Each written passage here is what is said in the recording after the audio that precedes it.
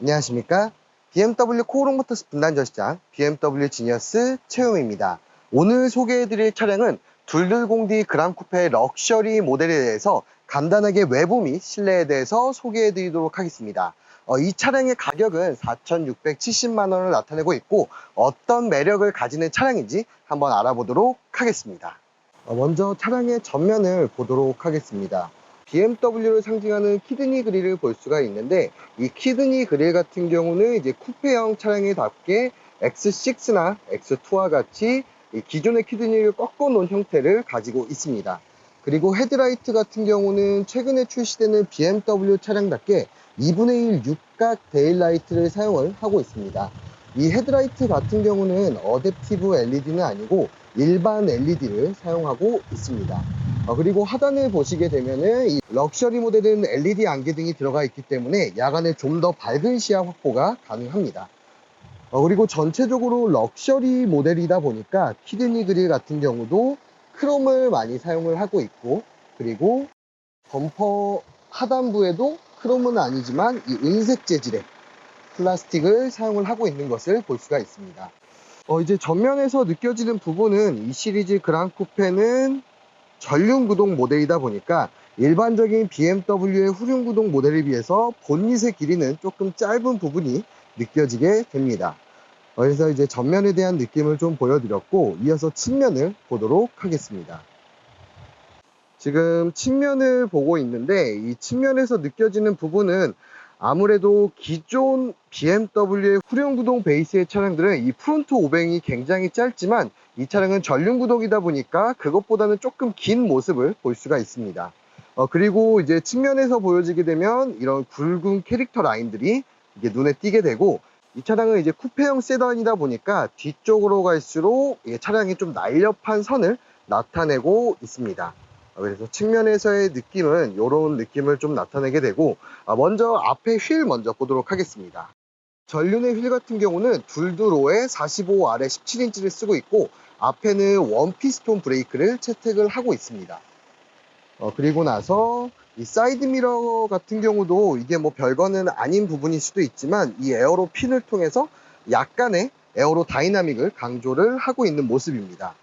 그리고 도어 캐치 같은 경우는 럭셔리 모델은 이 컴포트 액세스가 들어가다 보니까 좀 더 편리하게 스마트 키를 이용이 가능합니다. 뒤쪽으로 이어서 가보도록 하겠습니다. 이 뒷바퀴 같은 경우도 전륜과 동일하게 둘두로 45R에 17인치를 사용하고 있습니다.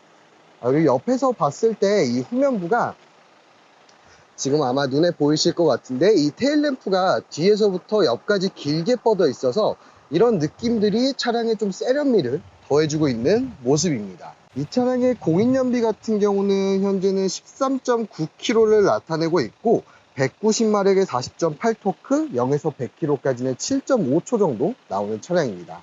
이 시리즈 그랑쿠페의 매력은 바로 프레임리스 도어입니다. 이 프레임리스 도어 같은 경우는 프레임이 없기 때문에 이게 디자인적인 부분에서 완성도가, 그러니까 디자인적인 부분에서 좀 세련미가 느껴지는 부분이고, 창문을 내렸을 때는 이렇게 도어에 프레임이 없기 때문에 좀 멋스러운 부분을 느끼실 수가 있습니다. 이어서 바로 후면으로 가보도록 하겠습니다.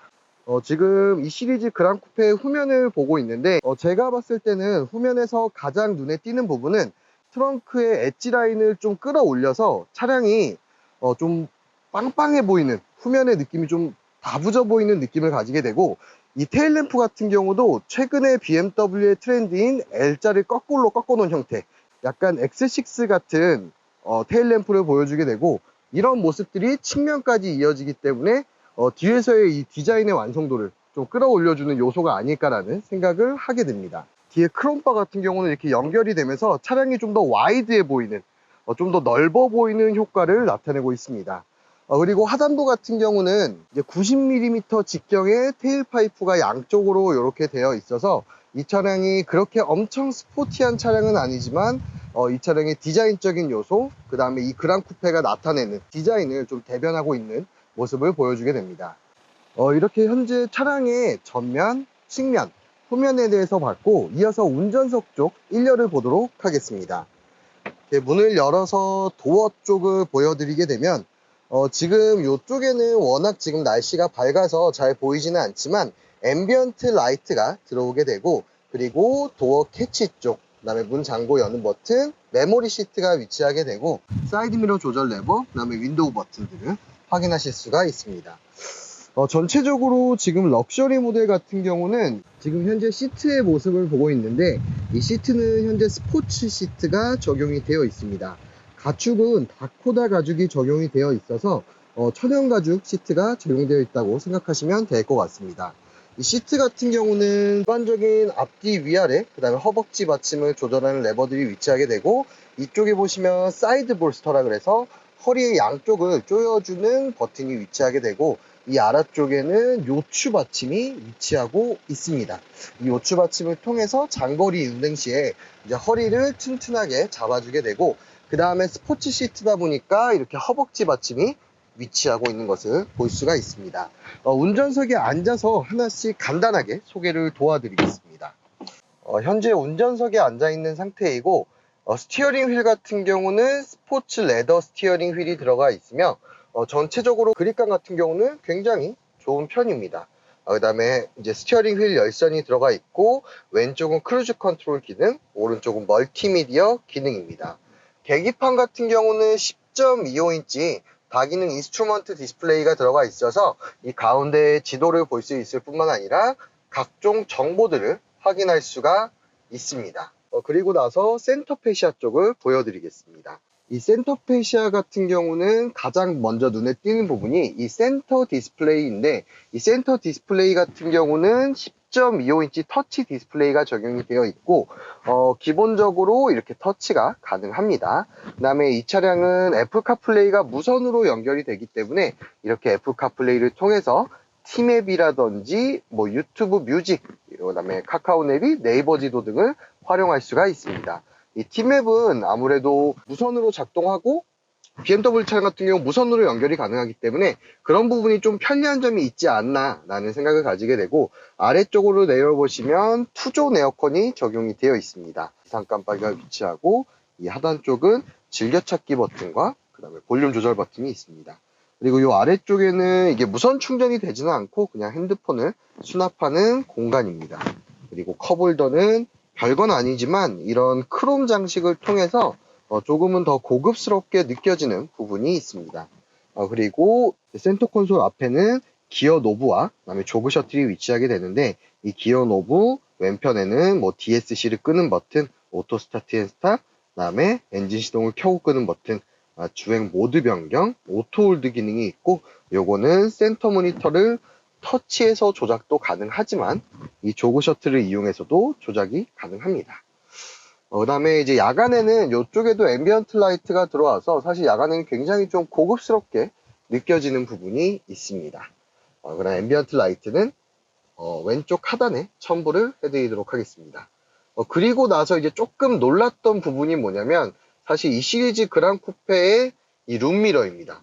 이 룸미러는 사실 정말 별거 아닌데, 일반적으로 5 시리즈나 6 시리즈 혹은 다른 모델 같은 경우는 이게 프레임리스가 아니라 이게 베젤이 좀 두껍게 돼 있는데, 얘 같은 경우는 베젤이 좀 얇다 보니까 정말 별거 아닌 부분인데 이게 생각보다 좀 실내에서 좀 눈에 많이 띄었던 부분인 것 같습니다. 그리고 상단을 보게 되면은 이 썬루프를 조작하는 버튼, 그 다음에 실내등 조작 버튼, SOS 버튼은 눌렀을 때 BMW 콜센터로 전화 연결이 가능합니다. 썬루프가 파노라마 썬루프가 들어가 있어서 한번 보여드리도록 하겠습니다. 이렇게 파노라마 썬루프가 위치를 하게 되고, 썬루프를 열었을 때는 이렇게 개방감이 꽤나 괜찮은 편입니다. 그리고 실제로 열었을 때는 앞에만 열리게 됩니다. 이렇게 되면 이게 이제 다 열린 상태입니다. 지금 현재 이렇게 1열에 대해서 간단하게 좀 설명을 도와드렸고, 이어서 2열을 보도록 하겠습니다. 지금 1열 같은 경우는 제가 원래 앉는 시트 포지션으로 맞춰 놓은 상태이고, 2열로 넘어가 보겠습니다. 이제 2열 같은 경우는 전체적인 느낌은 이 정도 공간을 나타내고 있는데, 과연 제가 앉았을 때는 어느 정도의 공간을 나타내는지 보겠습니다. 제가 지금 2열에 딱 와서 바라봤을 때 모습입니다.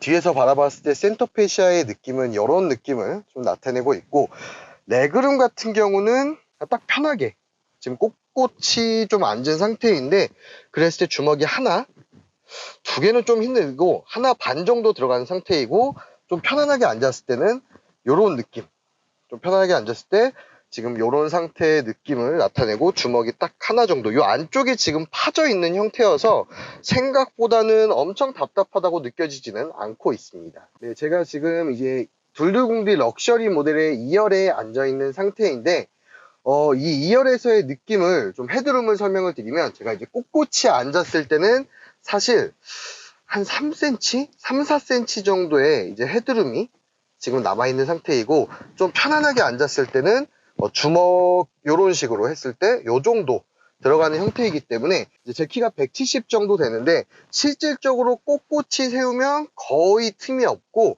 편안하게 앉았을 때는 한 주먹 반 개 정도 되는 공간을 나타내고 있습니다. 그리고 이제 뒤에서 바라봤을 때 요 하단에 아무래도 2열 에어벤트가 있다 보니까 이제 뒷좌석에서도 장거리 운행을 했을 때 좀 시원한 바람이 잘 들어오고, 겨울엔 따뜻한 바람이 잘 들어오기 때문에 그래도 뒤에서 이렇게 덥다라는 느낌을 지금 받고 있지는 않습니다. 그리고 1열에서 바라봤을 때 지금 이쪽에 앰비언트 라이트가 보라색으로 들어오는 것이 희미하게 보이실 겁니다. 이렇게 컵홀더가 있어서 이런 컵홀더를 통해서 뒤에서 음료를 놔두고 운행을 할 수가 있을 것 같습니다.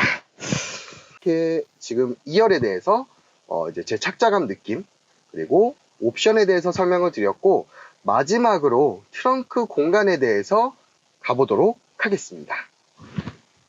이제 트렁크로 가기 전에 제가 지금 확인한 부분인데, 2열에서 사실 얘가 이제 뒤에가 창문이 많이 안 내려가는 게 조금 아쉬운 부분인 것 같습니다.